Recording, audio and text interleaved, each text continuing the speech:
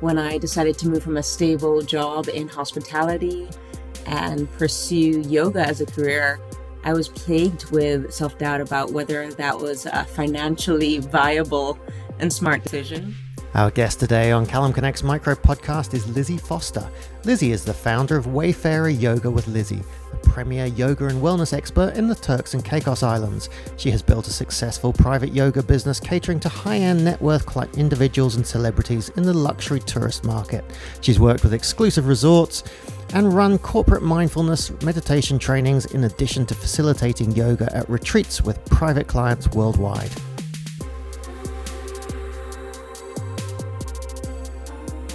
A hurdle I faced as an entrepreneur is that of self-doubt. Yes, it's not unique to being an entrepreneur, it's part of being human, but I really have seen it show up time and time again in my entrepreneurial journey. Even prior to that, when I decided to move from a stable job in hospitality and pursue yoga as a career, I was plagued with self-doubt about whether that was a financially viable and smart decision. I saw it as I decided to grow my business and scale, offering online yoga, negotiating contracts with some of the resorts on the island. I remember again and again wondering, can I do this? And even, adding in new services, diversifying, adding in meditation, investing in myself to become a coach. I think, wondering whether these new avenues are going to alienate my existing customer base.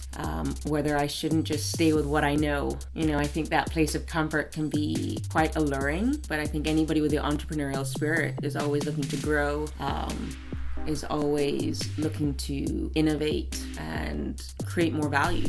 And that requires a degree of risk. So it's been interesting because every time I've come to this place of self-doubt, can I do this? Is this the right choice? One thing that's really helped me has been moving from that into a different question, which is how can I do this? How can I become a yoga teacher in a way that's self-sustaining? How can I add these new services to my portfolio? How can I market myself better to attract the clients that I want to attract? It's been living in this question of how that has been so incredibly expansive. Can I do this really gets you stuck in that space of whether you feel yourself worthy or capable of something. And somehow, by moving into the question of how, you open it up. You realize you don't need to know all the answers or have it figured out quite yet, but you can begin to explore. You can begin to explore who might be able to help.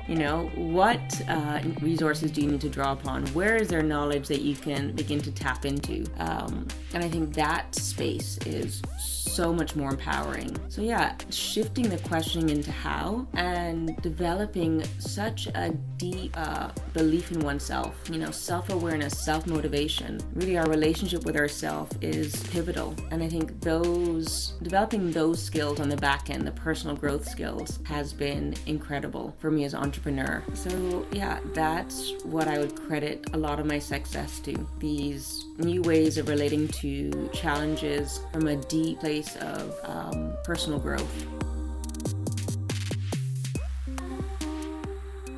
If you enjoyed this podcast and would like to find more inspiring information about entrepreneurs around the world doing incredible things, make your way to enterprisezone.cc.